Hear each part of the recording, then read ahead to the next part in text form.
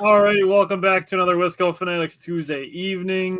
We are back. We are officially back. We have a game in the books. We have a recap today, as well as another preview. Quick turnaround this week. The Packers beat the Lions on Sunday. 2 days later, we're at today. We're recapping the win, and 2 days from now, we're watching another Packer game. So we're going to hit the intro, and we're going to start talking about the Packers win over the Lions. Welcome to another episode of the Wisco Fanatics Show, where we cover the Packers, Bucks, Brewers, and Badgers basketball and football teams from an optimistic and realistic perspective. Wisco Fanatics is brought to you by Cardboard Legacy, Wisconsin's most complete sports card shop. Buy, sell, grade, and consign all at their location in Oshkosh. Alrighty, so really quick, just before we jump into the recap, let's just have a quick conversation on the bit of news that happened right before the show started. The Packers are giving Christian Watson a one-year contract extension for $13.25 million, I believe it was. I know it's 13. I think it's 13.25. But what I want to say is I already see a bunch of people being like, oh my God, they're wasting money, flushing money, he's glass, all this. The way to look at it, and this is the example that I used when I said it to the guys in the chat that we have, is to essentially look at it the way that the Brewers did with Brandon Woodruff. They essentially signed him for a 2-year deal, knowing that he was going to be injured for a big chunk, if not all of the first one, to essentially pay him for the second one. That's essentially what the Packers are doing with Christian Watson, except there's only a guarantee that he only misses 4 games. That's where we're at. He might only miss 4, he might miss 6, but whatever you get from him this season is just bonus. He's making about $3 million this year. So the way to look at it is essentially for 2025 and 2026, he's making $16 million. That's the way to look at it. So I don't know if you have any thoughts that you want to give on Christian Watson before we start talking about the Lions. Floor is yours, Bryant. Yeah, I mean, I don't hate the contract. It makes me wonder a little bit what, they're thinking with Romeo Dobbs, or maybe they went to Dobbs and I think he might price himself out. He's good. Like like Dobbs is a really good wide receiver. Hopefully it doesn't hurt him none that we already extended Watson. I don't know any of that. He might know Romeo Dobbs is probably looking more like a 3-year, $30 million type of contract after this season rather than what Christian Watson just got. And I would say that's on the low end for Dobbs, to be honest, especially if he continues to play like he did the first week. I just love Dobbs because he's a really consistent player for me. He kind of reminds me of when you think about the trios we've had and stuff like that. He reminds me kind of like James Jones style, just very consistent. I know he's a different type of wide receiver, but he's just very, very good hands and kind of just makes those plays or whatever. Not like crazy super explosive, although he had the big corner route this weekend, but he's just very solid player. But I don't hate the move at all. I'm sure we'll have to wait to see how it's structured. There's probably a void year on it. There's probably not a whole lot of guarantee. So people just kind of need to chill. It's just probably one less thing they need to worry about for next year. Watson looked good in camp from what everyone was talking about. I feel like they feel pretty good that he's probably going to be back after 4 weeks or 5 weeks when you consider the bye. So I don't hate the move at all. And he was playing well again last year before he got hurt. So that's the thing, is every time he's been on the field, he's been electric. I mean, 3 touchdown games, 2 touchdown games. He had 9 touchdowns in like a 4-week span at the end of 2022. So I mean, he's explosive. He's somebody you have to watch every single time he's on the field. That's the thing, is just how much on the field is he going to be. Essentially, the Packers are just betting fairly small for the wide receiver market when you consider the fact that the Lions just gave Jamison Williams a 3-year, $87 million extension to have 4 catches for 23 yards. Christian Watson's getting half that. And Christian Watson, if he gets healthy and gets on the field, he becomes a field stretcher again. Now we're not relying on Dobbs to do that because he runs out routes and the hooks. And then you have Matthew Golden, who's probably running a lot of crossers, middle of the field type of things, making big plays there because the field is cleared out for him.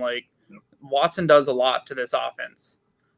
Even if he's not catching the ball, you have to respect his speed.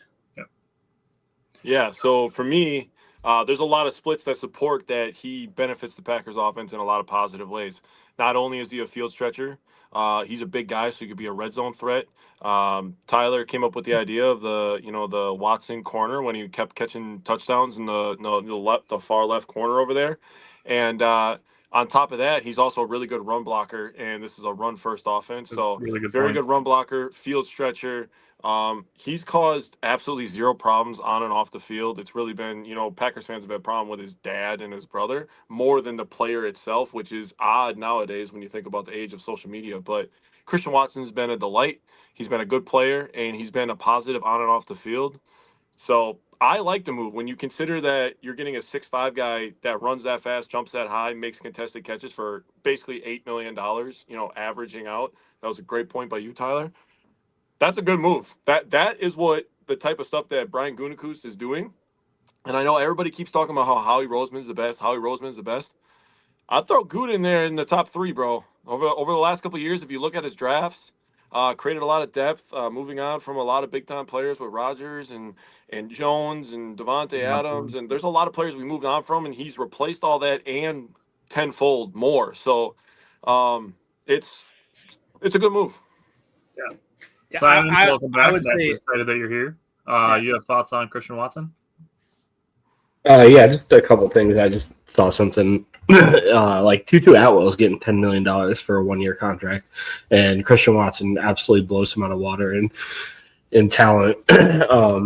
And on top of that, I think this all just but confirms that Romeo Doubs is kind of the odd man out next year, and so he'll go somewhere else and he'll get a contract. Someone's going to give him a contract next year.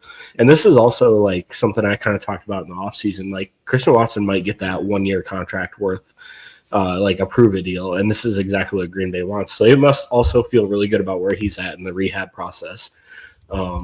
And he'll probably come to us sooner rather than later, obviously after IR is over. But I really like this move. Matthew said the Hope the Packers can win this. Hope Mr. Parsons can give Washington a hard time. I mean, they've seen him twice a year for the last 4 years. So, but before we get into Packers and Commanders, we're going to start with Packers and Lions. So, Simon, give us kind of the breakdown of how the Packers did with blitzes versus coverage. Yeah, I mean, there wasn't a lot of blitzing this week. Packers only blitzed 5 times, and outside of that, they just got home with 4 players a lot, and that's exactly what Jeff Hafley wanted in his defense. And man, when LVN, Gary, and Parsons are on the field together, I think they had, if I remember correctly, I meant to write it down, but I didn't. I think they had 7 plays together, and it went for like 2 yards total, or something insane like that. So the Packers ended up only blitzing 5 times. So it went short pass to Gibbs for 2 yards, short pass to Montgomery for -2 yards, short pass to Gibbs for 5 yards, short middle for Amon-Ra St. Brown for 9, and then a wide open Laporta that got lost in coverage for 32 yards. All in all, like this is what we need out of this team is to get them in obvious passing situations and put our best pass rushers on the field and only rush 4 and be able to get home. Yeah, and I'll talk about that in a little bit, but. Yeah. I seen something where it was when Parsons was on the field for those 29 or 30 plays, the Lions averaged like 2.5 or 2.9 yards per play. 2.7, I think it was. I thought. Yeah. Well, maybe not enough for a first down. That's all I know. Yeah. So maybe it was 2.5. But yeah, I'll talk about some of those things as well after Jake talks about the pass rush. Yeah, so talking about the pass rush, Simon hit the nail on the head. They only had a rush 4. And if you look at any successful defense in NFL history, being able to drop more players in coverage is going to benefit you in the long run. You'll be able to stop the pass. But the thing that really, what made it effective is everybody flowing to the ball, right? I'm not trying to steal anybody's thunder, but man, I could cry some happy tears right now thinking about how every time that somebody had the ball for the Lions, there was 7, 8 players over there. And I was like, oh my God, I dreamed of days like this. But focusing on just the pass rush, total they had 4 sacks, 2 quarterback hits, and 13 hurries. Van Ness, Wyatt, Parsons, and Gary had the sacks. So Parsons was just causing havoc all over the field. And Devontae Wyatt showed the quickness and burst that made him a first-round pick. That sack was so fast, dude. Like, I swear to God, I grabbed my water bottle to take a drink because I was screaming and I had a dry mouth. And I looked up, and he was already on top of the quarterback. I'm like, Jesus Christ, dude. It was insane. Penei Sewell. So, heard a lot of talk from Lions fans about Penei Sewell, how he's going to lock down Micah Parsons. Well, in total, Micah Parsons had a 21% win rate versus Penei Sewell. I don't know if you guys know football, but that's pretty goddamn good. He had to get double and triple team plenty of times. In total, Parsons, he played 29 of the 65 total snaps for the defense, so 45% if you like percentages better than total numbers. He had 3 pressures. In those 3 pressures, resulted in a negative 2-yard loss for Jahmyr Gibbs, an LVN sack, and an interception. So those are all good things. Those are all momentum plays, so you'll love to see that. And Goff also had to get rid of the ball a half second sooner when Parsons was on the field, 2.8 seconds, compared to when he was off the field, 3.36 seconds. So Micah Parsons is already making waves. Obviously, pass rush was going to be the biggest impact where he was going to help with Rashawn Gary, and Gary did a tremendous job, setting the edge and not rushing too far upfield. We've had conversations about that with him too. So he did a nice job setting the edge and then making his way to Goff. The guys up front, everybody was pushing the pocket up the middle, and dude, having a guy on the edge that has to get triple teamed is just going to do so much for those 2 inside guys, Wooden and Wyatt, and they played a tremendous game. Brooks was all right, but I feel like, honestly, my MVP was Colby Wooden, dude, because he was an absolute monster. He was a load. So with the pass rush, hopefully this is something that we're talking about positively the entire year. Yeah, it was funny as we move into the D-line. It was funny the Packers media is talking to Colby Wooden after the game about the tackle that he made on the goal line when the Lions are trying to get off of their own goal line. And he's like, I didn't even have to do anything. He's like, it just opened up like the Red Sea, and you look over and Micah Parsons is being triple teamed. And Colby Wooden's just standing there waiting to hug Jahmyr Gibbs. Like, so, and it's funny too. Like, it's seeing Colby Wooden also interviewed. He was talking about how his dad called him after the Packers traded Kenny Clark to the Cowboys and said, hey, he's like, go prove them wrong. Go hype them up. He's like, hype them up after the Kenny Clark trade, show them, show them what you can do, basically. With Kenny Clark being gone, Devontae Wyatt and Colby Wooden are the main run stoppers. We've talked about it in the past, like the past year and a half, 2 years, that Colby Wooden has shown really good play diagnosis ability. Carl Brooks is the more apt pass rusher, I would say, but Colby Wooden is the better run defender, and it showed this week. Colby Wooden had a career-high 6 tackles, had 2 tackles for loss. The Packers' defensive line as a whole hit Lions rushers behind the line of scrimmage on 16 of 22 rushes. Oh, my 72.7%. That is the highest that a Dan Campbell Lions team has allowed. Oh, but that's insane. 73% of your rushes, you're being hit behind the line of scrimmage. The Packers held Sonic and Knuckles to 2.6 yards per carry. And I just want to throw this out there. Talking about Micah Parsons, he reached 18.49 miles per hour on his sack. Seeing Micah Parsons come flying out of a double team, flying out of the pile, and just chasing him down, like, I don't get sick of watching it.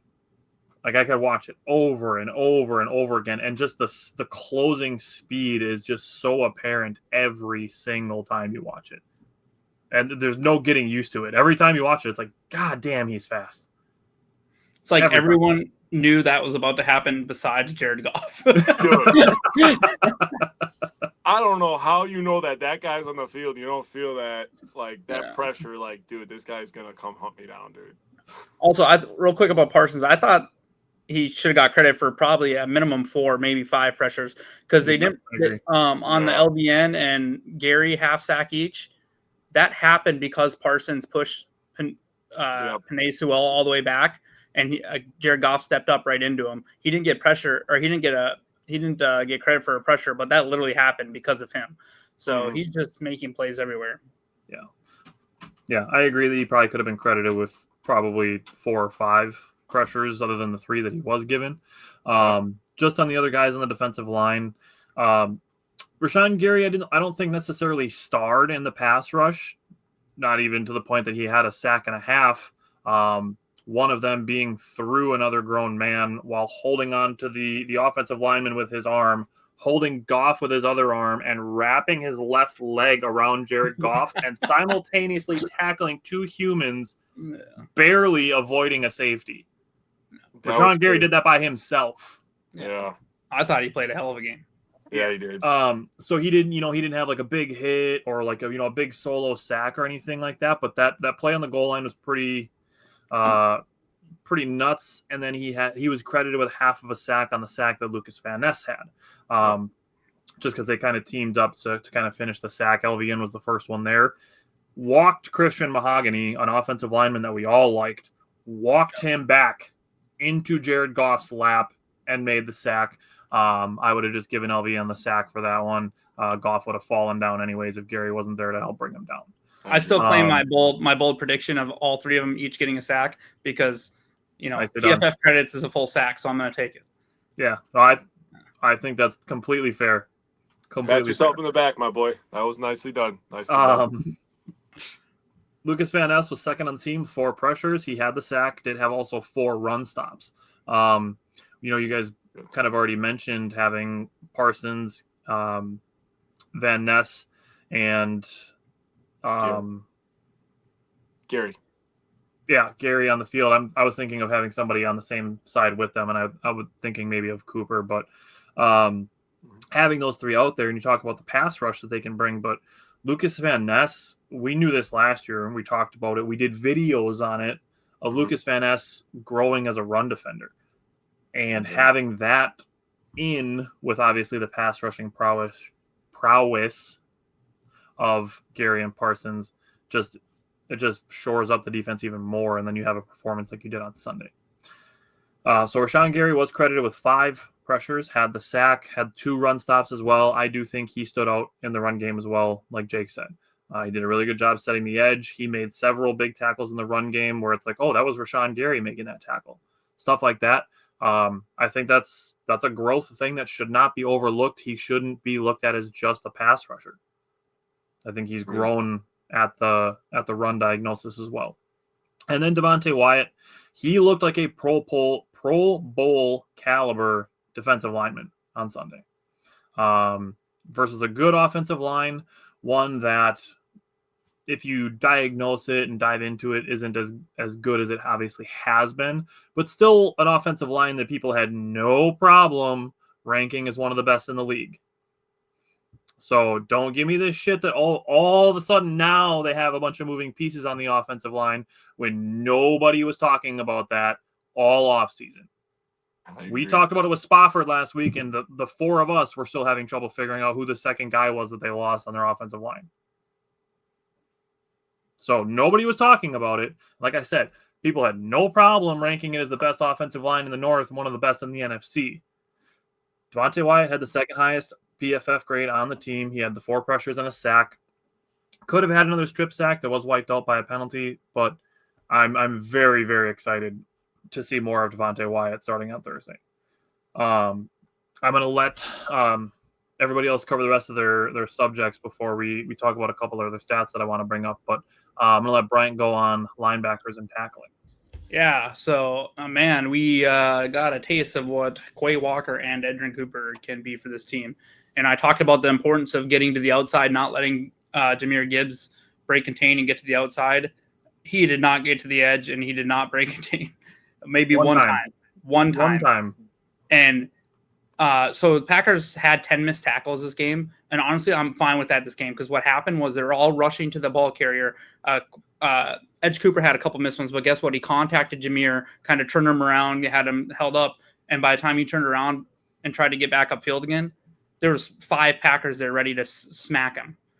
You see LVN squirting way out there. You see freaking, Quay Walker getting way out there. Like everyone was just getting to the ball carrier. Really, really good job by them. Steve said it really well. It said it felt like we had 15 men on the field. Yeah, it really did. That's a great way to say it. A sound job by them. So Cooper got credited for 12 tackles. I'm telling you, we're going to see 150 tackles from this dude this year. Quay had 9 tackles and 2 tackles for losses. Quay also should have had an interception. He still needs to learn how to catch a little bit. Really good coverage. He just needs to catch the ball. That was a tough catch, bro. A little over the shoulder. That's why he plays linebacker, not tight end. Yeah. Either way. So, but Cooper had 8 defensive stops, which was second in the NFL this week. And then he had 5 stops in coverage, which is first in the NFL this week. And he had an 81.8 rating against him. So against Gibbs went 5 for 5 against him for 9 yards. Hell yeah. I will take that all the time. Like, I don't care that he caught. I don't care if he has 100% completion against him. I care about the yards. Yeah. And that would be 5 plays, and they still wouldn't have a first down. That's So, context. I was also kind of surprised to see McDuffie and Hopper only combined for 19 total snaps. McDuffie did get 18 of those. It'll be interesting to see if Hopper starts getting on the field more, especially with Quay's quad injury. He did play practice limited today, so I'm hoping he's all right. Put a pin in Hopper because we're going to talk about him in special teams. Yeah. So, and then, so PFF did credit, like I said, Green Bay with 10 missed tackles, but I love the effort, the energy, like getting to them. And if the first person wasn't tackling him, he was still stopping them, making them hesitate, and they weren't getting anywhere from it because everyone had it. And lastly, the Green Bay Packers were credited for 9 tackles for loss. That is a huge number. So let me ask you guys a question real quick. I was thinking it on Sunday. I was waiting for this very moment when Brian was going to talk about linebackers to bring this up. Do you think that Quay Walker and Cooper, now this is kind of dependent on Quay keeping it up. We already know what we expect out of Cooper. Do you think that they could be like White and Davis were for 100%. You think they could be just like that? Just because I think 4-2-5 Edgerrin Cooper is going to get his flowers this year. And if you go on Twitter at all, you see people talking like, holy crap, look at this kid. Like, when I said that, a lot of times when you see All-Pro, people will get an All-Pro sometimes before they get a Pro Bowl because All-Pro is actually voted on the NFL players and the writers and stuff like that. Those people are noticing Edge Cooper. So he can be good enough to really kind of, I think, pull Quay over the edge too, because Quay Walker ended up with 2 tackles for loss. I almost guarantee, I think at least one of those was because of Edge Cooper getting to the edge first, slowing the guy down, turn him around, and then Quay Walker cleaned it up for him. Yeah. So if they can work in tandem like that, and I seen Quay Walker blitzing too. I love the fact that they can, like, if they're both on an A. Think about this: the Packers right now can create a line of LVN on the inside, or Micah Parsons on the inside, which we've seen. LVN on the other side, Gary and Devontae Wyatt, and then you can have Quay Walker and Edgerrin Cooper standing in the A gaps. Oh. What are you gonna like? That's so much speed and energy. Like, I don't know how you stop that. Our defense is so fast. They're honestly becoming crazy thing about that is out of those 6-7 guys you just named, there's 5 or 6 of them that you can drop back into coverage comfortably. And you've seen that. You've seen LVN drop back into coverage. Yeah. So, and I mean, I'm so glad you brought it up because when he did drop back into coverage, he chucked a crossing wide receiver off of his path. Yeah. Because it's within 5 yards, it's completely legal. The communication that's happening on this team right now is something we never seen under Joe Barry. And to me, I wish people would shut up about Jeff Havley being a head coach already, because it's pissing. Like, leave him alone. Leave him alone. People got to stop bringing it up because it's gaining. Yeah, he's terrible. He's terrible. Yeah. Look at that touchdown at the end of the game. You can't do it in crunch time. You can only say it in video. You can't put it out there in text. But no, I'm very excited about these linebackers. Quay still has some steps to take. Unfortunately, he's going to be expensive this next year if we want to keep him. And all these little signings like Christian Watson starts to make it harder to keep other people. Micah Parsons just got a whole lot of money. So, but I just want to enjoy it for this year and to see where we go from there. I think it's in the cards that they try to extend him before the end of the season, just for the fact that he was named a team captain. Yeah. As voted on by the team. Yeah, and think about, do you think that would have ever happened 2-3 years ago when he was getting kicked out of games and stuff like that? No. This dude's he's had a lot of growth. Yeah, he's matured a lot. You can never say that he's not playing his ass off. I'll say that much. Yeah, that's fair. So, Jake, how did the Packers do on 3rd and 4th down defensively? Oh man, this game was literally a dream, dude. I don't even believe that it happened. Just like I don't believe the Packers traded for Micah Parsons, I still can't believe it. It's unbelievable. They held the Lions to 5 of 15 on 3rd down. The Lions went 3 of 4 in the short area, just like last year. I'm doing short, medium, and long. The short is the 1 to 3 yards. So a lot of when they converted 3rd downs, 3 out of the 5 are from the short.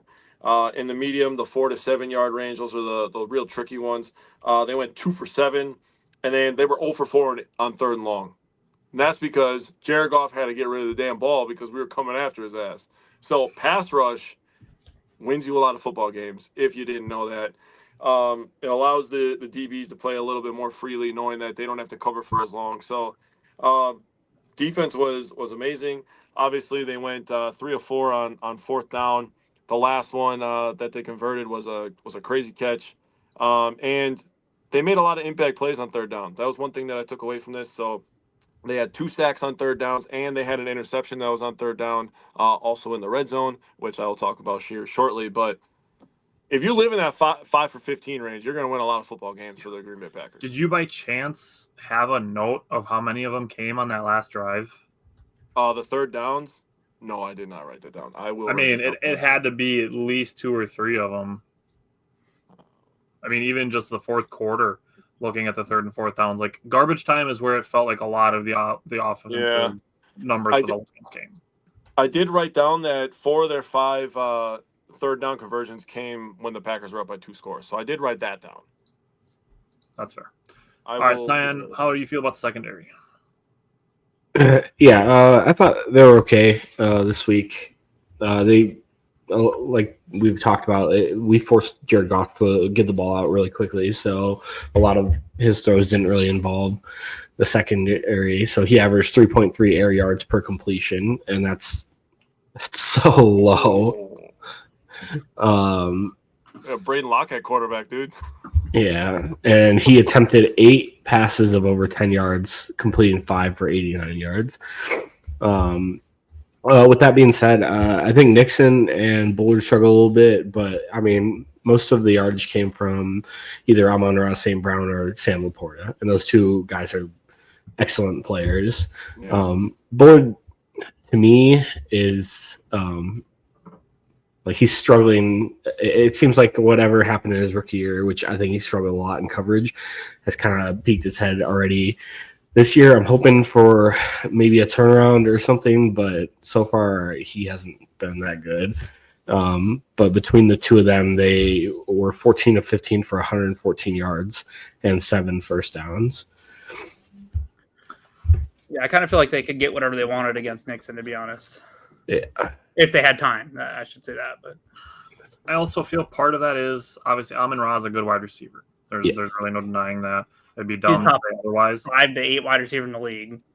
But I do think, and I plan on bringing this up in the coaching aspect of it, I do think the Packers played a little bit soft intentionally to make the Lions have to dink and dunk and dink and dunk and dink and dunk down the 100%. field, which is how you complete 31 passes for, what did he have, like 100 or 223 yards, something like that? It was just over 200. Yeah. So, and I'll give the Gibbs stat if neither of the guys give it in a minute too, but that to me seemed intentional, that the Packers were going to force the Lions to have to just take teeny tiny little 3-4 yard chunks up until really the Sam Laporta reception. Up until that point, there was no chunk plays for the Lions, and that was like the 9-minute mark of the second quarter. So I think that really took the Lions out of their element, and I think you live with Amon-Ra getting the occasional, I think he had one or 2 catches over 10 yards, and then a bunch of short stuff. So I mean, I think you live with that stuff, with the goal of not letting anybody behind you. There was no field stretching for the Lions. No. So that to me was intentional. As far as the secondary goes, I would say the corners were okay, except for Carrington Valentine. I thought he played really well, arguably the best out of the corners. And then the safeties were very, very good. Yeah. If you're counting Bullard as a corner, I guess I should say. McKinney and Williams were very good. Yes. Bullard, if you count him in the corner group, I would say the corners weren't great, but again, that's part of why we have the pass rush that we have, and we have yet to see Nate Hobbs. Interestingly enough, Bullard actually started at safety, so I think you're going to see that in some of the run packages, and then Evan Williams when it's passing down, because Bullard is really good at coming up and playing the run. Like that's his best. I think that's his best trait. So yeah, the secondary I still worry a little bit, but we'll see what happens with Nate Hobbs out there now.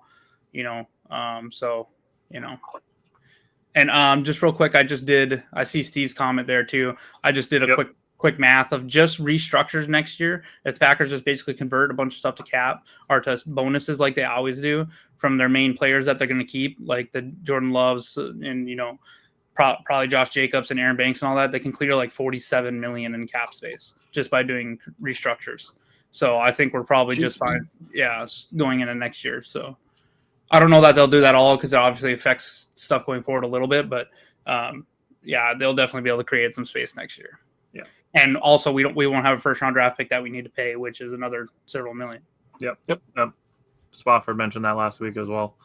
All right, Jake, red zone defense. Red zone defense.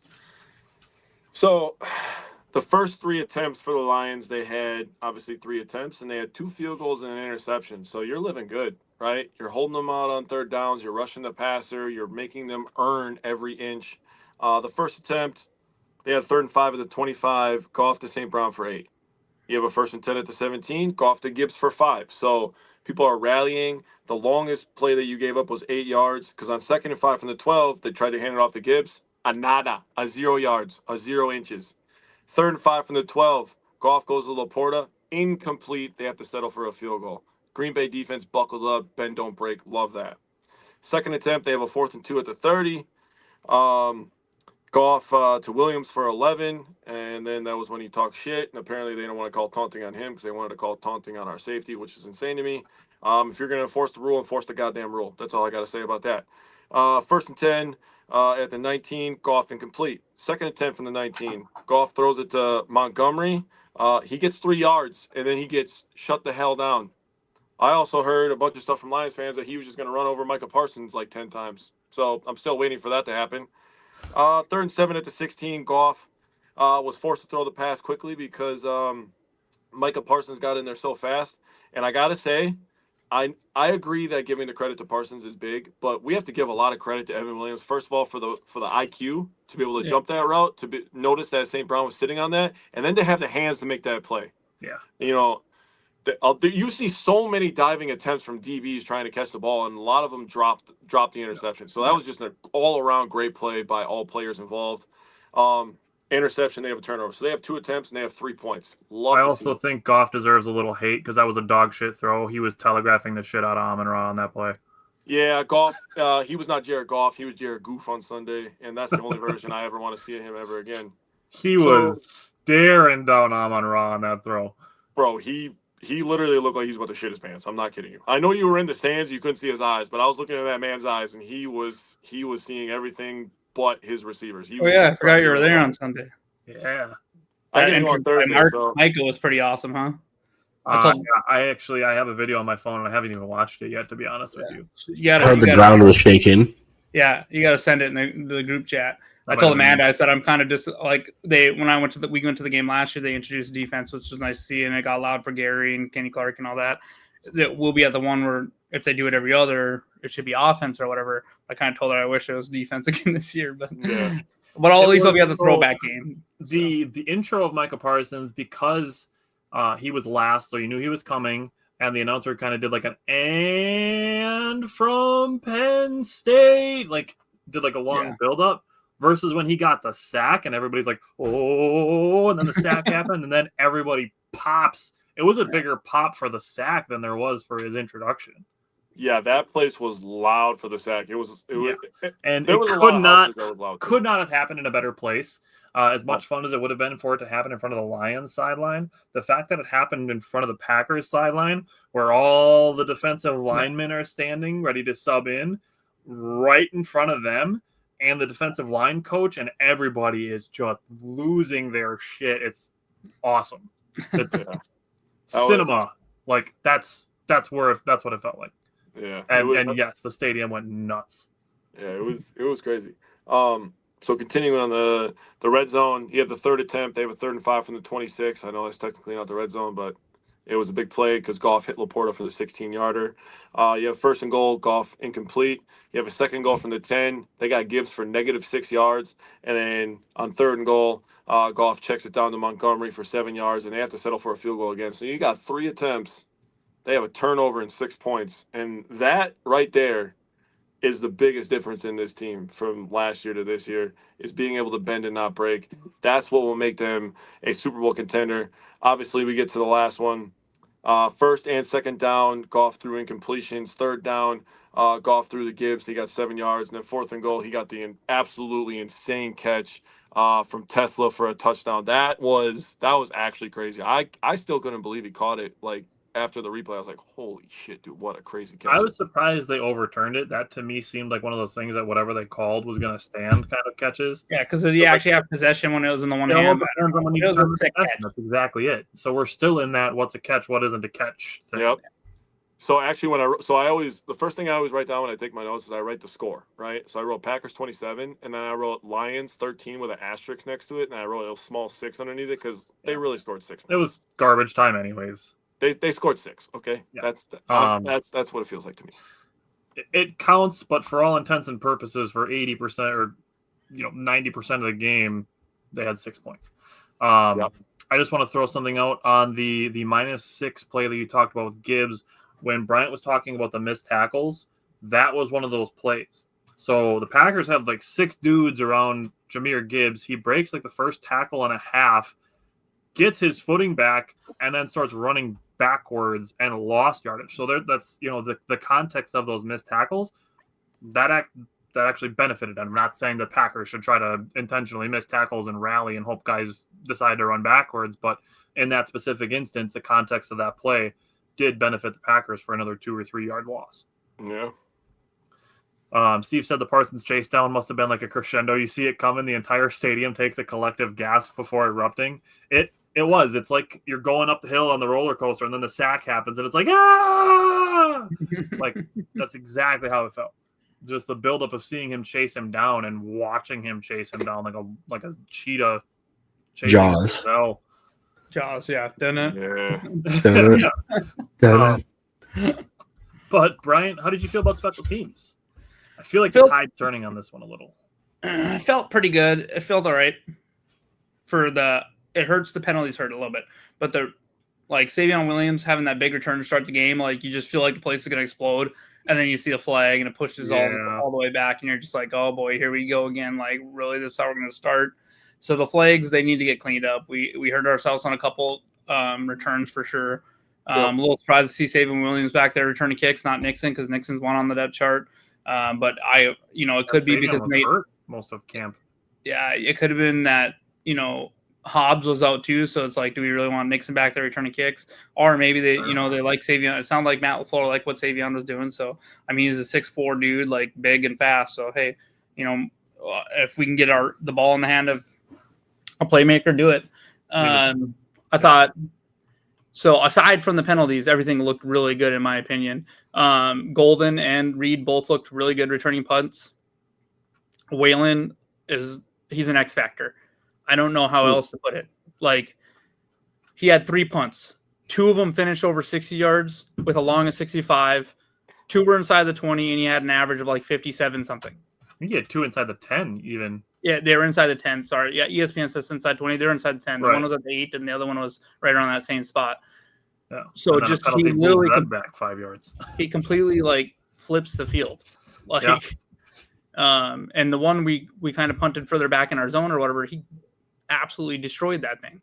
McManus made all 5 of his kicks. The long was only like 38 or something, but you still feel more comfortable with him kicking. Like, I don't hold my breath or anything.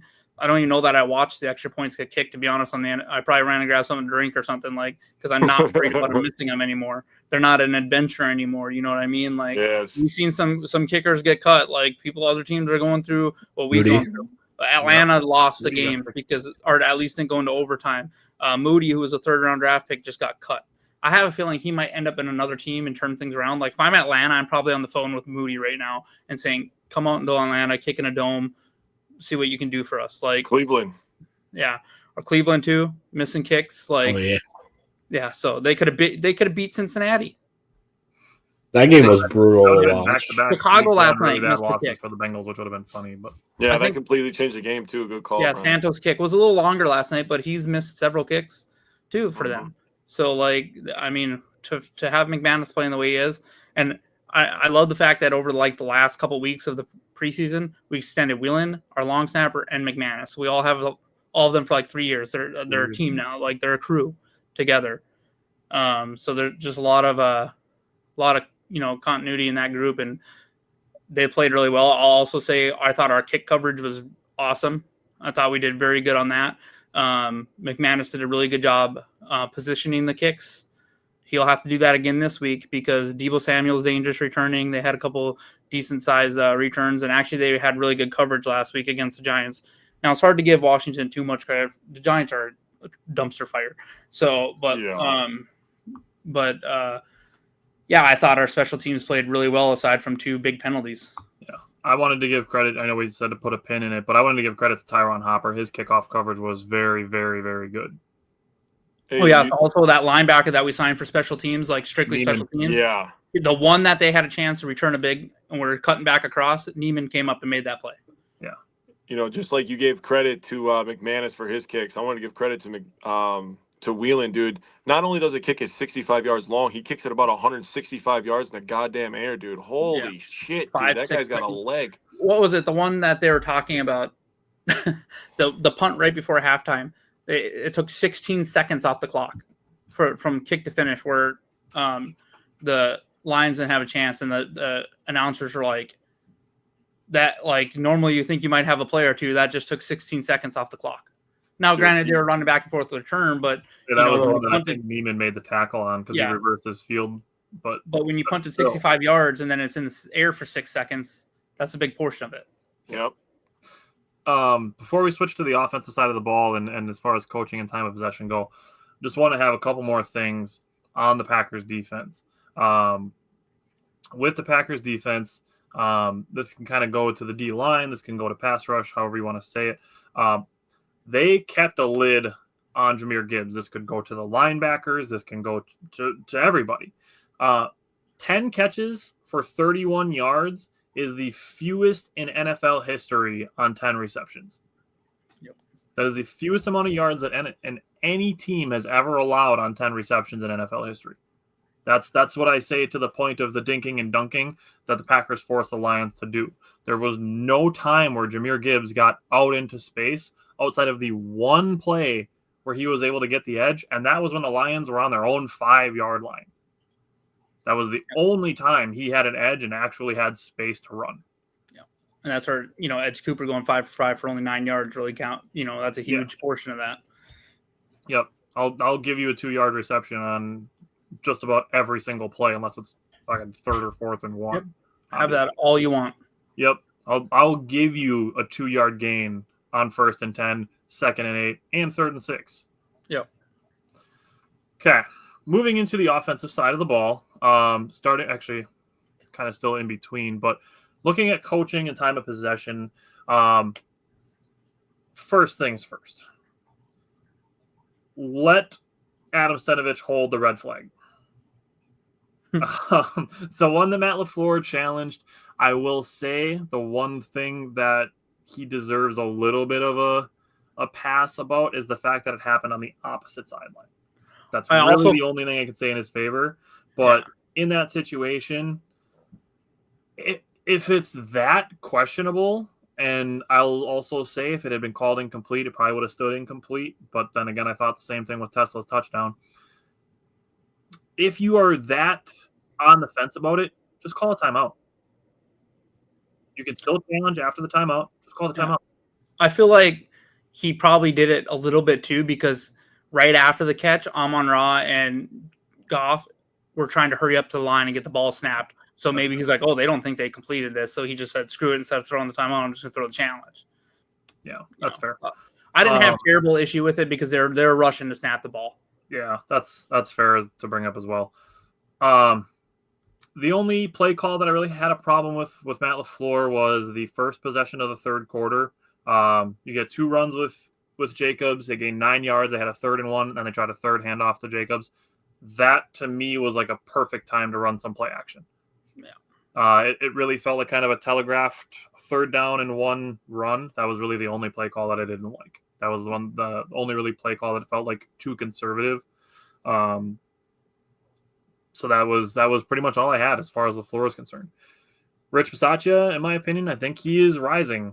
Definitely feeling much better about Rich Bisaccia than previous. And Jeff Hafley, he's horrible. cooking. He's horrible. No one should sign him ever. I hope nobody gets fired on Black Monday when it comes to coaching. Yeah.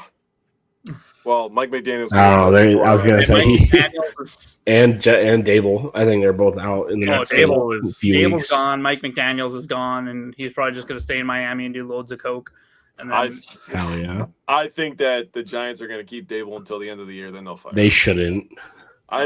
They shouldn't, but that's what they're gonna do. I don't think we really have to worry about any Jackson Dart.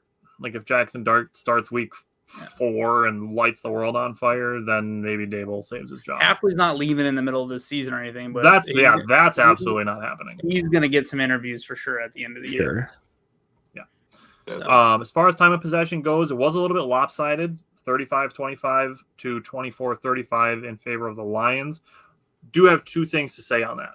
One, quick drives by the Packers. There was one literal drive that was 2 plays long. Like a big chunk to Romeo Doubs right after they scored, and then after their field goal, and then a touchdown to Jaden Reed. Those 2 plays took 57 seconds.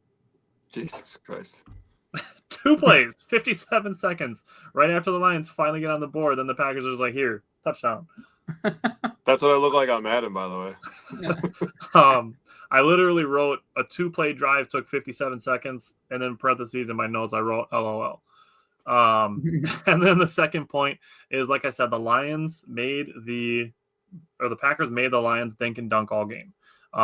Gibbs had the 10 catches for 31 yards. Goff completed 31 passes for 225 yards, 5.8 yards per completion. His average depth of target was 4.2 yards. Check down king. Yeah, I mean when he's completing 90% of his passes, that clock's going to keep running. So. You know what I mean? So but I don't care. When everybody's 4 feet away from you, it's really easy to just be like, here. Yeah. That 4.2 yards is the lowest since week 9 last year, which was also in Lambeau. That game, Goff had 145 yards and a touchdown, but in that game, Gibbs and Montgomery combined for 135 rushing yards. This year on Sunday, they combined for 44. Steve said, I love that Dobbs was fired up on Sunday. Yeah. He showed some emotion, which was interesting. Not something he does usually. He did a little bit last year, too. At times, I guess. Yeah. Going into the offensive side of the ball, Simon, what do you think about the tight ends? Yeah, no surprise here, really. And with the use of the tight ends, Kraft is going to lead this tight end room. He had 44 snaps, obviously the 2 catches, a huge one over the middle where he dunked on Brian Branch and talked massive stuff to him. I don't want to repeat what he said, so if you're curious, you can go look it up. Starts with a P. Mind you, this was after Branch ripped his helmet off. Yeah. Musgrave had a catch for 4, and Fitzpatrick had one for 2 yards. And then it was kind of a split between Musgrave and Fitzpatrick. They played 17 and 15 snaps respectively. Mm-hmm. I think Kraft is really kind of carving out a do-it-all role as a tight end because he was excellent in run blocking and pass blocking this week. He's going to be so good. I hope he stays on this team forever. Yeah. Not to mention, got a handoff. Yeah. Yeah. Oh, yeah, that's true, too. Yeah, I forgot about that. He had a sweep. Well, I was going to talk about that in the run game portion. But yeah, that's cool. Dude, and Musgrave, man, stay on your feet. Dude, he tripped himself again. What the hell? That was funny. He could have he wasn't going to have a huge gain there, but he probably could have had another 5-6 yards or something like that. Yeah, he could have had 10 yards, dude. Yeah. Trips. I'm like, what are you doing? He's like the most athletic clumsy guy ever, bro. Dude, he just gets so excited. Like a baby deer. Yeah. Yeah, so wide receivers, kind of like with the tight ends, it was really kind of spread out to everyone. It was something like, he had 10 completions to eight different players to start the game or something like that. He started 8 different players with his first 8 receptions, which I was going to throw out there in the distribution. But, his first 8 passes were completed to 8 different players. Yeah, so I thought Dobbs, played well. He had 2 catches. One went for 20, the other one went for 48. I mean, so he's our downfield threat on this game, I guess. But that's the crazy part about the Packers is you don't know who that's going to be on any given game. Reed looked really good, even with his foot injury. I felt a little bit better about that foot.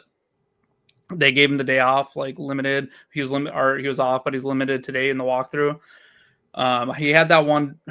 They credited him a drop against him that on that slot fade. That would have been a hard catch. I mean, that's a tough catch. And then the other one that was thrown behind him, actually, Reed led the team in targets. But then he made those two big catches, including the touchdown on a great route. Also, I love Dontavian Wicks on that play. Ran a really good pick, didn't touch anyone, and then he just stands there and watches it like he knows it's going to be a touchdown. It's hilarious just watching him stand there and watch it. So I love it. And then Wicks made two really good grabs too.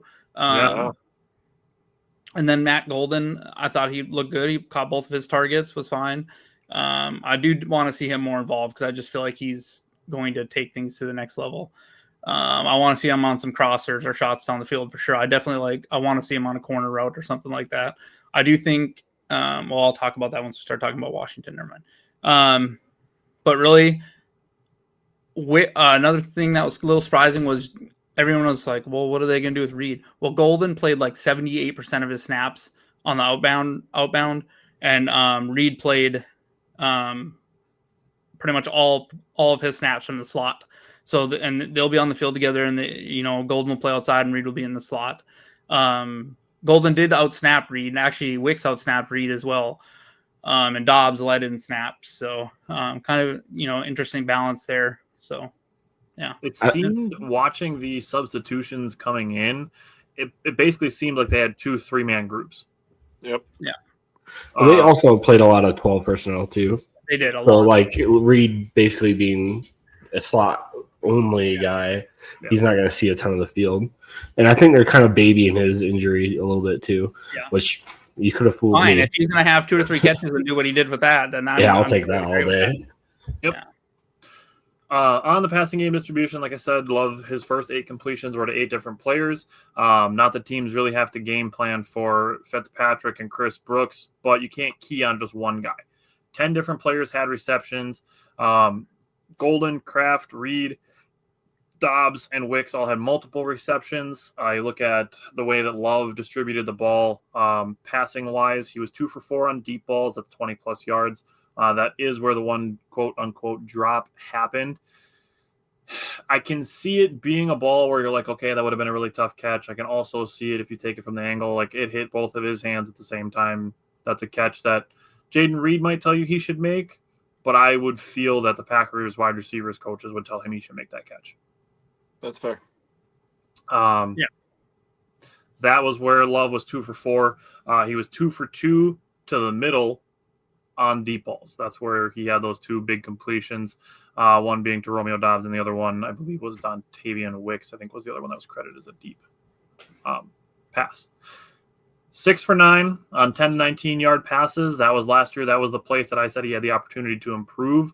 On those intermediate balls, he had 140.3 rating. I love to see that. If that's something that continues, we'll be very excited about the future for Jordan Love. He was 6 for 6 on 0 to 9 and 2 for 3 behind the line of scrimmage, essentially what you would expect to see in those areas. So, looking at the offensive line, Bryant, how did you feel about the O-line? Yeah, I thought they played a great game, to be honest. Jordan Love, no sacks, two hits, a handful of hurries. I feel like they did a really good job shutting down and frustrating Hutchinson. I mean, honestly, they frustrated him so much that Hutchinson took a cheap shot at Jordan Love, which ultimately hurt Zach Tom. And this is why I don't like the Lions. I feel like they're always constantly trying, like Kirby Josephs and Brian Branch doing cheap stuff all the time. And then you have Hutchinson, who is a great player. I don't understand. Maybe he just doesn't understand the rule, or he thought Jordan Love was in the play. But honestly, the way I see it, he probably saw, quarterback. Yeah, and hit him. So that was unfortunate because it was kind of a double whammy. He got the penalty for it, but it's like a cheap shot on Jordan Love, and then it also hurt Zach Tom. Kudos to Zach Tom for pretty much sacrificing himself so he doesn't need Jordan Love right in the head. But I thought Ryan and Morgan, they rotated a lot until the injury. Both of them looked really good. Morgan had a really good game. Another, Goody kudos is he picked up Kennard. Kennard came in and I thought he looked really good. If you go by PFF, they say that Jenkins and Kennard were horrible in pass blocking. I don't understand how they say that when there was no sacks given up. So, they're the professionals. That's so another person they gave a horrible blocking grade to was Josh Jacobs. I'm pretty sure I watched him make several really good blocks. So, but it's not looking good for Tom and Banks this week. So we're going to need Morgan and Kennard or Belton, to really step up. We probably can't afford any more injuries this week. So, but right now it's not trending very well for Banks and for Tom, at least this week. Yeah. Matt LaFleur did say in his press conference today that he's going to give them every opportunity all the way up to game time to be able to play. It kind of seems like one of those things where if the Packers weren't playing on Thursday night, that they'd both be available for Sunday. Yeah. That it's not a long-term issue, which is good. So going into the run game, Simon, how did you feel about the run game? Yeah, pretty lackluster in the first half, but I think Detroit's kind of the last few years been just a tough team to run on in general. Their defensive line is pretty good in that aspect. I thought the blocking just kind of wasn't there early in the game. Josh Jacobs only forced one missed tackle this game, which was his lowest since, I don't know, a few years ago when he was on the Raiders. 55 of Jacobs' 66 yards on the ground came after contact, so he was constantly hit at near or behind the line of scrimmage. Jordan Love had a rush for a first down, which we love to see. It's not something that he does often. Brooks only had one carry for a yard. Wilson had one for 4, and then, as we mentioned earlier, Kraft had a random jet sweep for 3 yards. I was like, what do we do? Put the ball in the hands of playmakers. That's what we're doing. Yeah, that's basically it. Just kind of need to be better up front. Kudos to Chris Brooks and his pass blocking, though. Did you see that combo block he had? Dude, where he blocks the freaking. You might as well stick him at right guard. Yeah, no kidding. For real. The one where he blocks the linebacker come through, passes him off, and then stonewalls a defensive tackle. I'm like, who is this dude? That's just sick. And then, like I said, Josh Jacobs, there's the one he smoked Anzalone, and so that's why that was such a sick hit. Yeah, I'm like, come on, they give him something like a 30-something grade. I'm like, did you watch the game? It's one of those things where we like PFF's stats, but not so much their grades. Yeah, I don't really care for the grades. I will say the usage of Chris Brooks versus Emmanuel Wilson does make me feel like the Packers are going to potentially release Emmanuel Wilson when Marshawn Lloyd is healthy. Yeah. That's how it felt to me. I get that's only week 1, but they switched out their practice squad running back this week too. Yep, they picked up Pierre Strong. Pierre Strong, that's right. Yeah. All right, Jake. 3rd and 4th down offense. Yeah, the one area of the game that I think could need some improvement. I thought everything else was pretty sharp, but the Packers started 4 for 4 on 3rd downs. They ended the game 4 for 10. So, I mean, obviously room for improvement. Like I said, they obviously, in 3rd and short situations, that's really the one that is kind of bothering me a little bit. 0 for 5 on 3rd and short situations. There was 3 straight times where Josh Jacobs and Tyler brought it up about the play where Jordan Love was kind of motioning and they direct snapped it to Josh Jacobs. I don't know. That was where you're getting a little bit too cute. He got stuffed on 3rd and 1 3 straight times. He got stuffed on 3rd and 2 after 3 straight times getting stuffed on 3rd and 1. Third and mediums, the 4 through 7 range, they were 2 for 3. One of them was the 3rd and 7 where they hit Reed for 26 yards. So that was a big time play. And then the 3rd and longs, 8+ yards, they were 2 for 2. One of them was the Tucker Kraft TD where, he said some colorful words to Brian Branch, and I 100% agree with him because that safety duo, I don't think I've ever hated a safety duo more in my entire life. My goodness, dude. What a bunch of Bush League. I mean, honestly, their wide receiver core, too. I shouldn't even say that. Just the top 2 of their wide receiver core. Yeah, 100%. I mean, why can't they all just be like Laporta? Like that guy's like strictly like straight up just like a baller. He'll Well, talk a like, little bit, he'll get excited, but like he acts like a professional. and I like Tesla, and I like Reynolds, and like Khalif Raymond. Like those guys are all just like they're pros. Yeah, yeah. I Amon Ra is mean, a douche, and Jameson Williams is getting his ass kicked, and he's still talking shit as he's walking out of the field. It's like, bro, read the room. I agree with you. And I was saying this to one of my buddies, man. I was like, dude, I really want to see what these young Lions players that came in the league, they started winning a bunch of games, they're biting kneecaps or whatever the hell they're doing over there. I want to see how they react when they lose. If they win like 5, they go like 5-12 or something. I would love to see how those guys act because of the way that they like to run their mouths the last couple of years. That would just be something interesting. But anyways, on the third downs, got to get the power run game going. Definitely going to need that in November and December later in the season. Josh Jacobs last year, the second half of the year, he was a monster in that short yardage. Obviously, he scored a touchdown this week too, but that wasn't on third or fourth down. But it would be. I would like to live around the 45% range, 50% range. That would be nice, especially the third and shorts. That's the one that's really bothering me. Yeah, and I will say the red zone offense, like I don't have complaints really. They were 5 for 5 scoring. They had 5 trips. They scored 3 touchdowns. Started 2 for 2 on touchdowns. Got 2 field goals, so they did score all 5 times, and they did get to the red zone for all 27 of their points. There's 2 ways to look at it. You can say, okay, look, the offense is sustaining drives by getting down into the red zone and then finishing it off with points. And you can also say, there's an opportunity for the Packers to have some more explosive plays by scoring from outside the red zone. So I can kind of see the duality of perspective on that. And that's one of the things with our show that we want to try to give is that extra perspective to be able to see things from both sides and give them both their validity. Now, one thing we're only going to see one side of is Jordan Love. He's clearly going to be the MVP, Super Bowl MVP, and All-Pro and Offensive Player of the Year. There's only one way to view this. If you view it any other way, you're wrong. There's no other perspective on this. So, Simon, tell me why Jordan Love is the best and he's going to be the GOAT of all time. The greatest of all time. Exactly. Yes. I'm glad you caught that. Yep. Jordan Love, I thought he played a pretty solid game. I think the offense sputtered a little bit in the third quarter, but outside of that, I think all in all, he played a really good game. I thought he got a little bit lucky with the penalties and the dropped interception. He got pressured on that dropped interception, and then that I don't know what he was looking at on that one that got called back. But he was exceptional in the intermediate area of 10 to 19 air yards. He completed 6 of 8 passes for 108 yards and 2 touchdowns, which we love.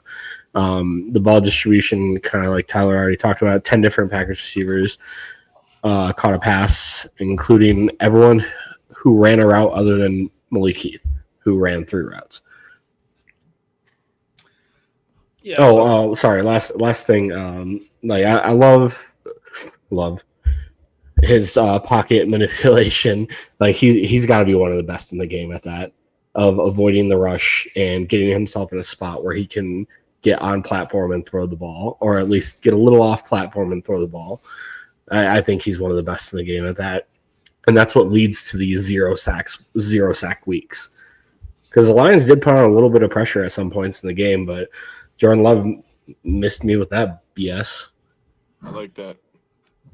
Yeah, he's really good at avoiding sacks. And the stunts that they were trying to run at the beginning of the game, where the running backs were picking him up and everything, the twists and bringing 6. Jordan Love and all them communicating and picking that up was great. And Jordan Love's obviously part of that. You see him making checks at the line and everything. Overall, I thought he had a pretty solid game. I feel like there's some plays he would like back. The one drop by Anzalone was a really bad throw. I feel like the pick 6 that got called back, I feel like there's something like that's kind of a broken play. Kind of chucked the throw out there. Still not a smart decision. Other 2 throws I think he'd probably want back was the one where he missed Tucker Kraft wide open. I know he's trying to lead him there, but at that point, Tucker's so open, just float it out there, let him catch it and turn around and run upfield however much he can. You got to complete that pass. And then the one that was a little bit behind Reed, where Reed had a little bit of room to run.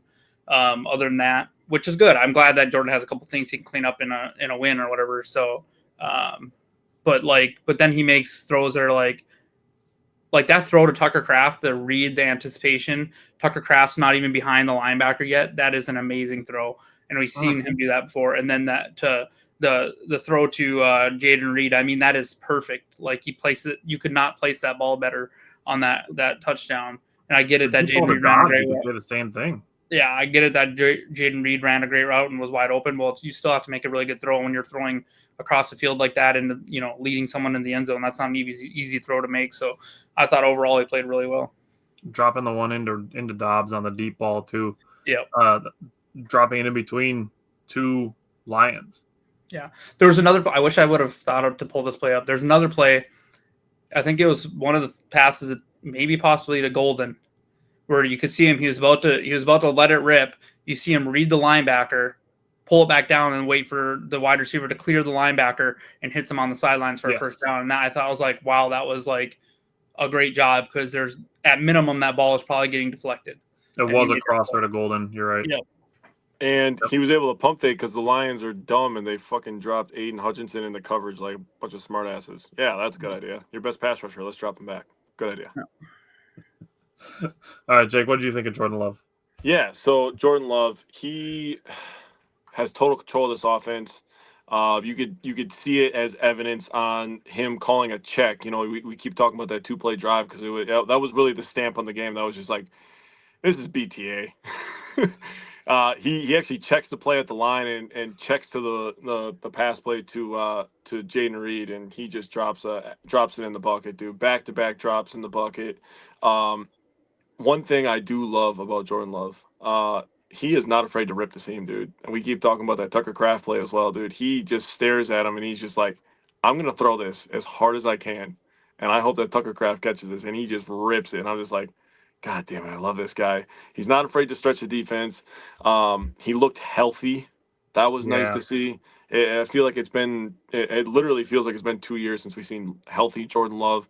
So he was standing there confidently. He was firing the ball, making checks.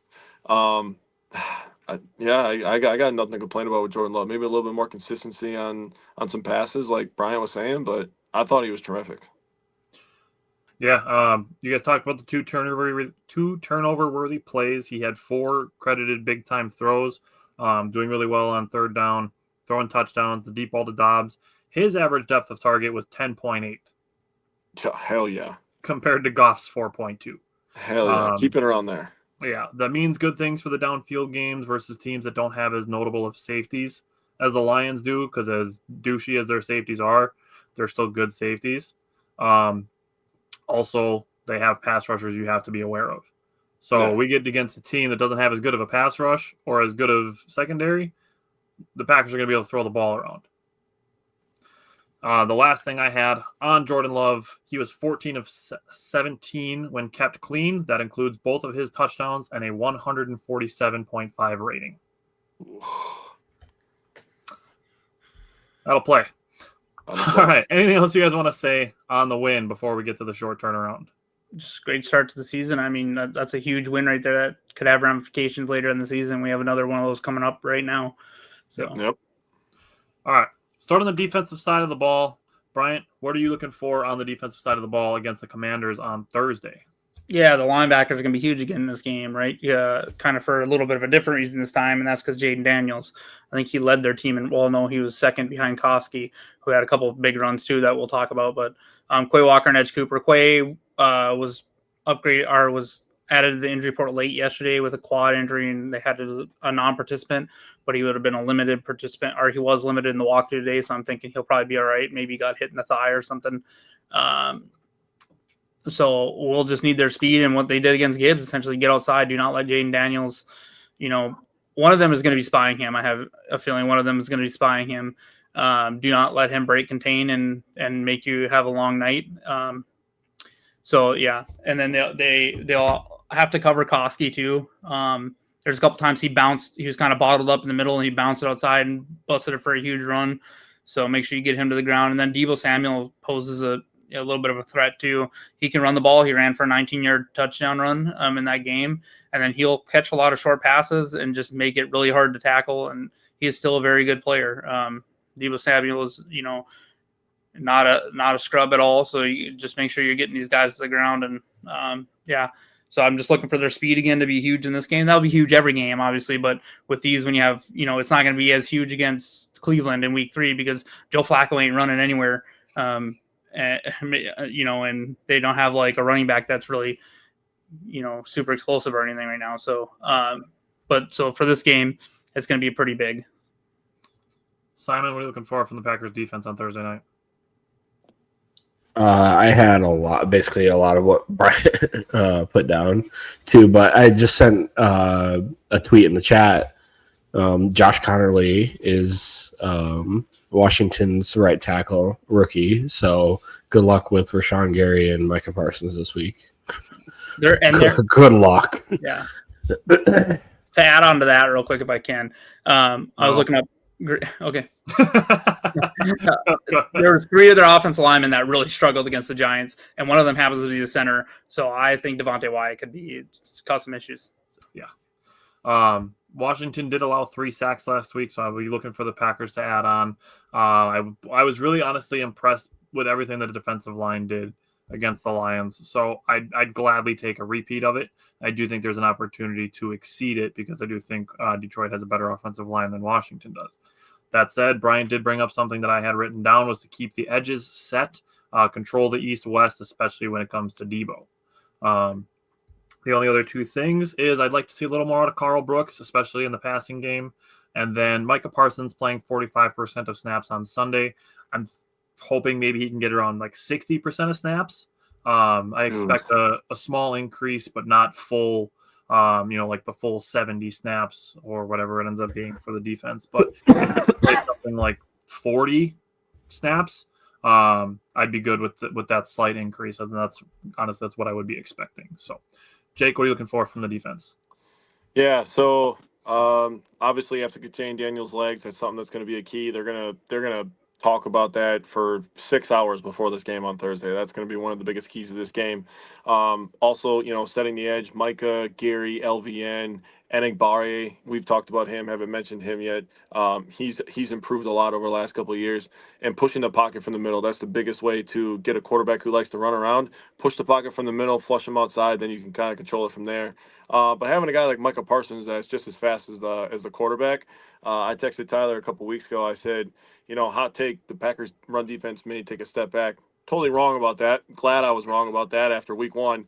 But I said, having a guy like Micah Parsons on the edge is just going to make you better against running quarterbacks, which, good God, for the last 10 to 12 years, I've been sick and tired of watching quarterbacks run all over us. So that's nice to see. Red zone defense, do exactly what you did last week. Bend, don't break. It would be a fairy tale to think that they're not going to make the red zone at some point in this game with a guy like Jane Daniels and all the other guys that they have on this team. And then 3rd and 4th down defense, 5 and 15 is a really good place to live. I'm going to sound redundant from what I said before, but if you live in that area where they're getting 1 out of every 3, you're going to win a lot of football games this year. The Packers have done a really nice job. I just want to keep talking about Gutekunst over the last couple of years, drafting guys like Wyatt in the 2022 first round, talking about guys like, LVN in the first round. You're talking about Evan Williams. We've created so much depth and speed, and this team looks young and hungry, and they want to win. So the time is now. They've been growing the last couple of years. Let's put this shit together, man. Let's put it on full display. We were national game of the week on CBS this last week. We're now on the Thursday night football game. We're about to put everybody on notice. This shit's about to be good. And they've been freaking forcing Jane Daniels down everybody's throat the last 8 months. Let's shut his ass up tonight. Hey, real quick, I know I just was kind of poo-pooing on PFF grades earlier or whatever, but I seen this earlier. But so their center, Washington, for his game against New York, his PFF grade for pass block was 47. You want to take a guess what their right guard graded at for pass block grade? 27. 32. 20.8 was his pass block grade. Did he just hand the dude a mint on the way to the quarterback? I don't know, but he was 74 out of 78 guards graded this last week. Ole! When I'm telling you that right side of the interior line is going to have some troubles, they're probably going to have some troubles unless they can vastly improve. He's got nearly headless Nick out there playing right guard for him. Yeah. I love it. All right, Bryant, what are you looking for from special teams? Yeah, just continue to have a good game. Wheeland's going to be big in flipping the field. Washington's a good team. They're going to give us some struggles a little bit. We're going to have to, we're not going to just go up and down the field on them. They have a really, really good trio of quarterbacks. So we're going to need Wheeland to have another big game. Hopefully his knee's fine. He was going to participate today. McManus, once like we've talked about, make your kicks. Don't leave nothing on the table. We need all the points we can against an air raid offense that wants to put up a bunch of points like Washington does. And then just make sure you're covering those kickoffs like you did against Detroit. Washington has a couple dangerous kick returners. And then they also did a really, really good job covering as well on Sunday against the Giants. So, just be prepared to, if I feel like if the ball's going to go in the end zone, you just let it go in the end zone, take that 35-yard line every time. So we'll see how it plays out. But just more of what they did this last week without penalties, and it'd be great. Yeah. All right, going to the offensive side of the ball, Jake, what are you looking for offense on Sunday? Yeah, so I focused on 3rd and 4th down offense, and again, I would love to get the power run game going, and this is the one area that I really was going at LaFleur, and I'm just like, bro, you have one of the most talented quarterbacks in the league. Everybody talks about it. I mean, people still pick him for MVP after the year he had last year when he was injured and, he was making some poor decisions at times. Let him throw the goddamn ball on 3rd and short every once in a while. Yep. It's okay. Play action, please. Dude, a fucking slant, dude. What's wrong with a slant? Romeo Dobbs is really good at slants, bro. Let him run a goddamn slant. It's not that fucking difficult. Dude, bring Alan Lazard back off the Jets practice squad just to fucking have him run a slant on 3rd and 1. He was automatic when they had Rodgers in there. One thing that could take this offense to the next level that they don't do, Tucker Kraft in the slot. I'm not even kidding you. Tucker Kraft in the slot. Slant. He's going to get open, bro. He's going to catch the damn ball. Even if he's open, you could put a linebacker on his back like a backpack, and he could still catch a 3rd and 1 5-yard Tucker slant. Kraft, slot, slant, easy, 3rd and 2, picked up. Let's go. That or get the goddamn run game going.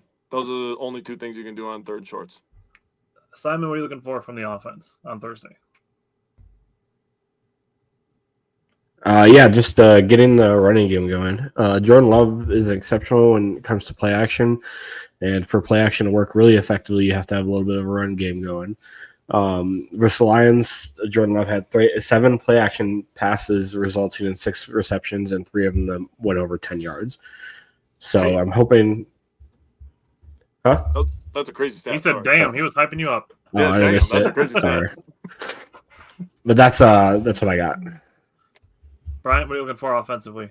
Yeah, we're gonna have to play a clean game. Like I just mentioned, they have a really, really good trio of cornerbacks, so it's not gonna be easy sledding in the passing game against them guys at all. I think they're like 3rd lowest in yards allowed last year. Now they've added Trey Amos, who we all really liked coming out of college. Had a pretty good first week. Was playing against Malik Neighbors and had some pretty good plays against him. So he is no scrub. And then you got Sandersville in the slot. Then you have Marshawn Lattimore, who is a little. I feel like maybe they can take a deep shot on him if they get the opportunity on the other side.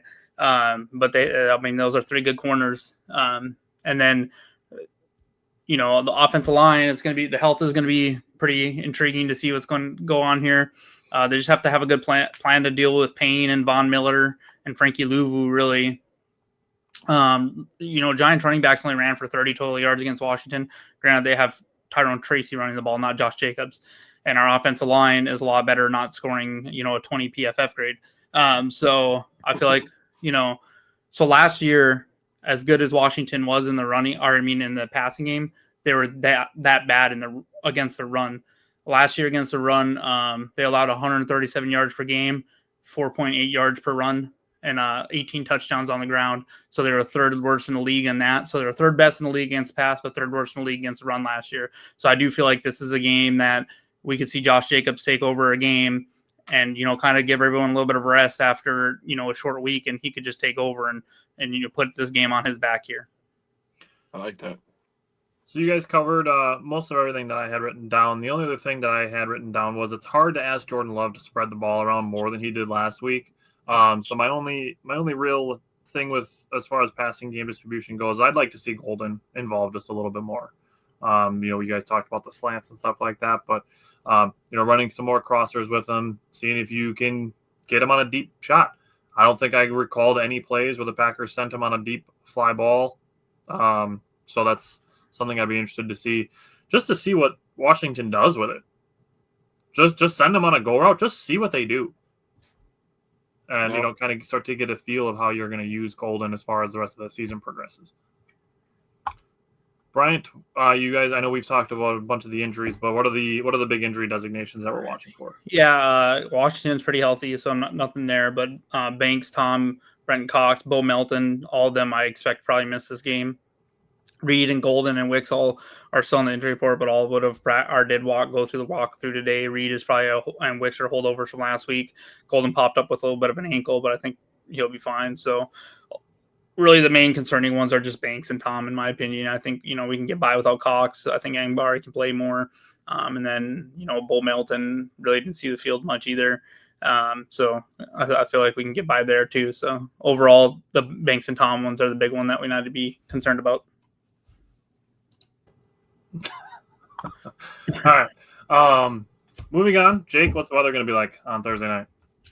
All right, so it's going to be around 60 degrees during kickoff time. It's going to be calm and a few clouds. So nothing really to report, honestly. Tyler, I know that you live here in Wisconsin with me. The other guys do not, so they're not as cool as us. But the weather this week has been goddamn perfect, dude. It has been elite. It's nice here. So, well, our North Dakota weather moves east towards you, so I mean it's pretty. It's like 78 and stuff here. It's today hot as hell here. Pretty nice. So yeah, you're in yeah, down in Texas. You're in the armpit of Texas. How is that? How is that extreme change going from Alaska to Texas? I got used to it pretty quickly. Alrighty, Simon, I'll let you go first. Who is your X factor for Thursday? We kind of already talked about it, but it's the linebacker core. I think they're going to be asking Quay or Cooper, who both have extremely good athleticism, spy Daniels a little bit, or maybe do some A-gap blitzes, force Daniels to stay in the pocket and make some terrible decisions, hopefully. Bryant, who's your X factor? Yeah, mine is Josh Jacobs. I talked about the running game last year that Washington struggled against. And so I think Josh Jacobs could really just kind of take control of this game. Jake, who's your X factor? I felt really boring picking this, but I feel like it's Jordan Love. You need to continue playing clean football, distributing the ball to a bunch of people and, lead this team to a win. Start off 2-0. That'll be massive later in the year if they win these first two games at home. Yeah, so I didn't pick a player. I picked an aspect of the game, and it was the penalties. Bryant brought it up a bunch of times, playing cleaner football. Packers had 4 penalties. One of them was a soft taunting call that got called on Xavier McKinney. Washington had 12 penalties last week. Wow. 12. Holy. The Packers can absolutely help their cause in winning this game by being the more disciplined team. All right, Simon, we missed you last week for score predictions. I did still read yours off, but what is your score prediction from the head? Yeah, so for the head, I got 33-24. Wow. All right, Bryant, what do you got from the head? I went much more conservative on a short week, a little banged up. I put Packers 24, Washington 20. All right. I went 27-21.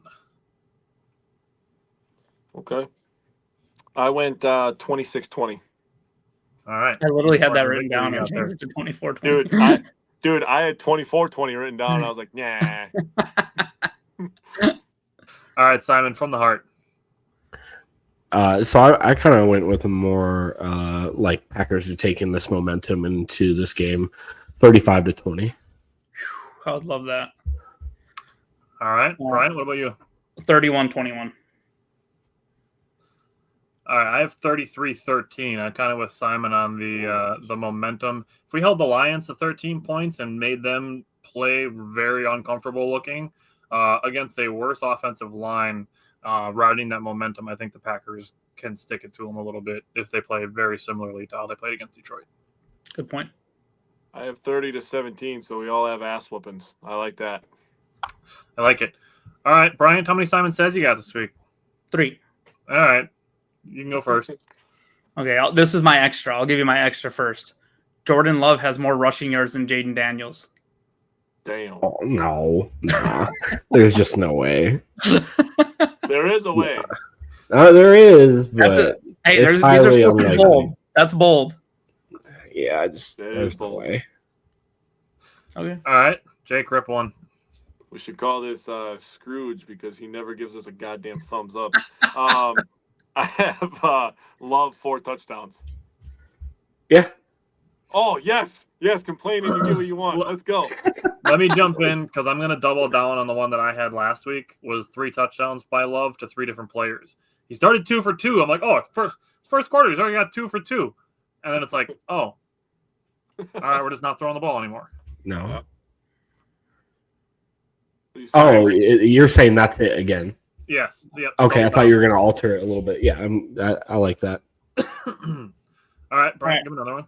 Yeah, kind of going off of my sack one from last week, I'm going to go the Packers have 5 sacks by 5 different players this week. Oh. Hold on. How about 6 by 4 different players? Is that what you had? Yep. I like it. I think that'd be sick. Okay. I have the defense is going to force 1 interception, 1 forced fumble, 1 fumble recovery, and have a touchdown. They're going to get 1 of each. Hell yeah. I can see Let's it. go. Let's go. All right. My last one is that Josh Jacobs rushes for over 120 yards. Okay, I had something pretty similar. I said run game redeems itself. Jacobs and company go for 150 on the ground. Hell yeah. Oh. Please. If you include Jordan Love in there, yeah. I agree. Yeah, him and his 80 rushing yards that he's going to beat Yep. out Jaden Daniels for. Yeah. Yeah. I mean, if he beats him 70-69, we're good. Yeah. Yeah. And the other one I had was run D stays strong and holds them to under 70 yards rushing as a team. Hell yeah. I like that one. All right. Should be fun. I'm excited for Thursday night. Regardless of what happens, this should just be a good football game to watch. As far as Thursday night games are concerned, this is one of the better ones that I can remember for recent memory for matchups, I would say. Oh, yeah, for sure. Because, Big game. Cowboys-Eagles is a division game, but nobody gives a shit about the Cowboys. Big game for the NFC for sure. I mean, they made it a game. CeeDee Lamb just dropped it. Yeah. Thanks to my fan. Probably because he's on my fantasy team. Honestly, all the primetime games were good this week. Dude, so good. Dude.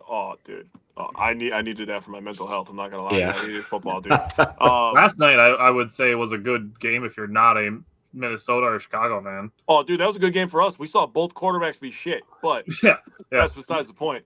I said it to going to the multiple game- people. I'm like, nobody came out of that game feeling good about what they had. No. If you're going to the game, you wear white. The Packers ask you to wear white. They're probably going to be in the all whites. They are going to be in the all whites. It's confirmed. We call Sick. ourselves the best fans in the NFL. Let's prove it and stop selling your goddamn tickets to the away team. I'm sick and tired of that shit. Thank you. That's all I got. Thanks for All coming right. to my TED Talk. With that, we'll be back again next Tuesday. Other than that, go Pack, go. Go Pack, go. Yeah. Jake and I will see you tomorrow to talk about Brewers and Badgers, and then we'll be back next Tuesday. So take care. Hell yeah.